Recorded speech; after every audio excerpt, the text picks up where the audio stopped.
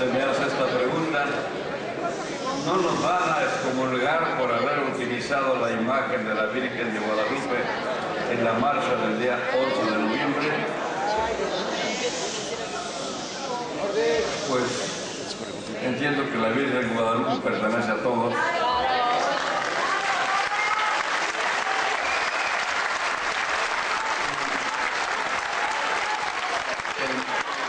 El uso de un estandarte pues quiere decir que nuestra lucha no está alejada de nuestras convicciones religiosas y que encomendamos al patrocinio y a la intercesión de María de Guadalupe, que ha estado presente en toda nuestra historia, para que aquí también nos ayude a que esto siga encauzándose hacia la construcción de un México mejor.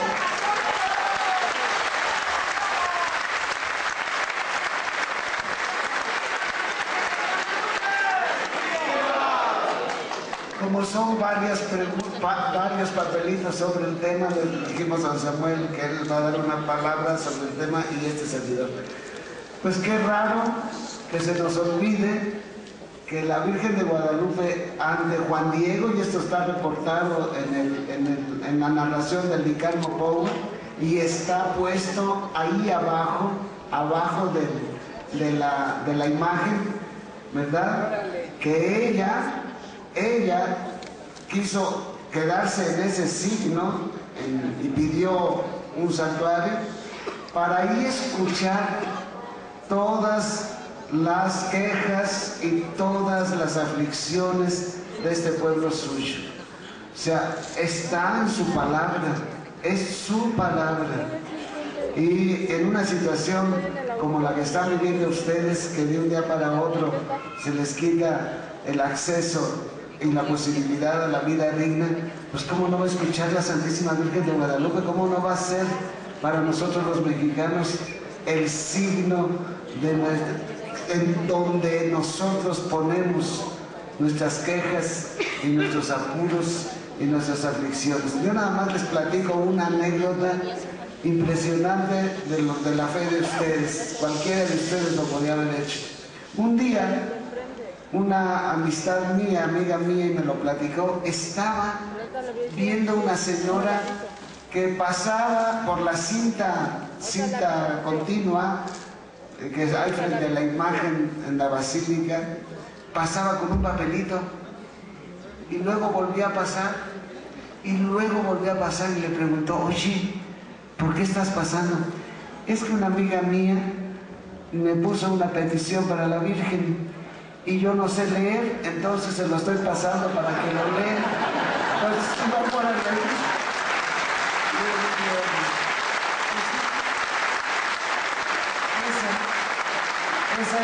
Esa es la fe de ustedes, esa es la fe de ustedes. Al contrario, debemos agradecer que tenga como base su fe cristiana, su concepto de la vida, su concepto de misión. Es un signo, realmente yo lo vi como un anuncio y una manifestación, como dice don Samuel, de los valores con los que ustedes están luchando por su vida digna y por la vida digna de este pueblo. Y se los agradecemos de nuevo.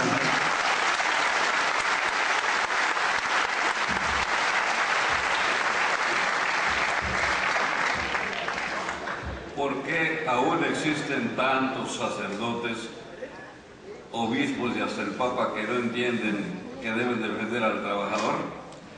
Pues yo creo que la palabra deben defender tiene una amplitud y puede haber distintas maneras de decir que hay la defensa, bien perteneciendo a un grupo, adheriéndose a un sindicato, o respaldando las posiciones de aquellos que estén en favor de las acciones que deben emprenderse para evitar las violaciones a los derechos humanos que se cometen. Desde luego que hay una iluminación conciliar en donde se nos indica que el límite que como obispos o sacerdotes tenemos es el no entrar en la política de partido, pero evidentemente que cualquier posición que tiene relación con algo que sucede en el país, en la polis, en la ciudad, tiene una dimensión política.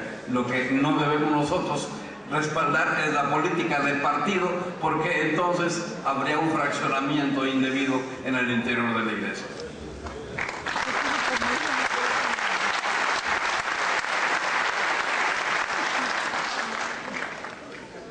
Yo juntaría dos preguntas. Ante la posición intransigente del gobierno federal, la Iglesia debería pronunciarse públicamente y dar su punto de vista. El Vaticano apoyaría al SME. El padre Carlos hace rato les habló de lo que se llama la doctrina social de la Iglesia. Y hay un compendio de doctrina social de la Iglesia recién editado, hasta 2 años, 3 cuando mucho, por el Vaticano. Y en ese compendio está clarísimo la defensa del sindicato como una parte importantísima del desarrollo de la sociedad. Hay un problema en que hemos sido formados, incluyéndonos nosotros, sacerdotes, obispos, durante muchos años en una espiritualidad muy individualista, en donde nosotros enfocamos nuestro trabajo como iglesia desde dar cosas muy individuales a cada uno para que se porte bien. Y cuando existe este tipo de movimientos de tipo social, en donde, como en el caso de ustedes, hay una fuerza muy grande que se conjunta de valores como la búsqueda de la justicia, la búsqueda de una vida digna, la búsqueda de un futuro no solo para ustedes, sino para las futuras generaciones.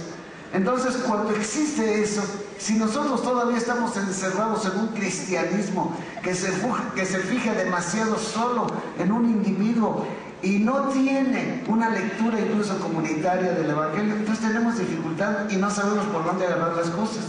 Tenemos dificultad cuando no hay un desarrollo que no así en el orden teológico, teórico, eso. En el orden teológico está clarísimo,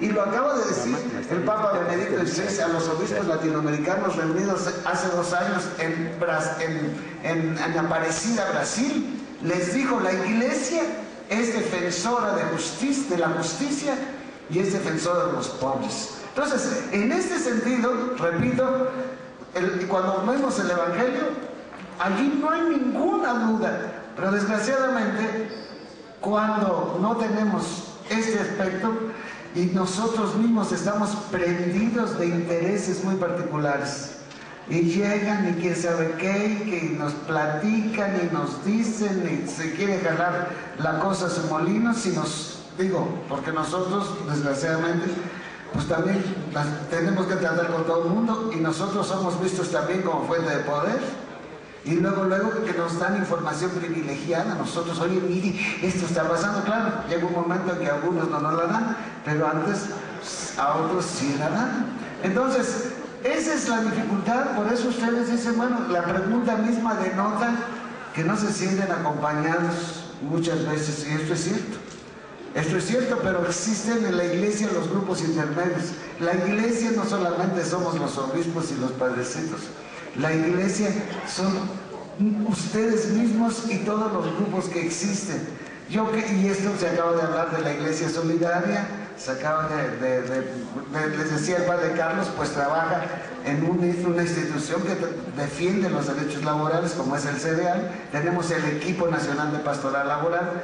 Entonces, en este sentido tratamos de suplir, pero sí, a mí me da mucha pena cómo viene la pregunta. Le entiendo perfectamente que ustedes no se sienten acompañados y respaldados por nosotros, que deberíamos acompañarlos y estar con ustedes, y entender que sufren y tener posiciones mucho más firmes de la defensa del trabajo. Tienen razón en el reclamo, y lo tomo y lo asumo, y ténganlo por seguro que en un momento dado esta experiencia que vivo con ustedes la voy a transmitir. Lástima que voy a acabar la asamblea.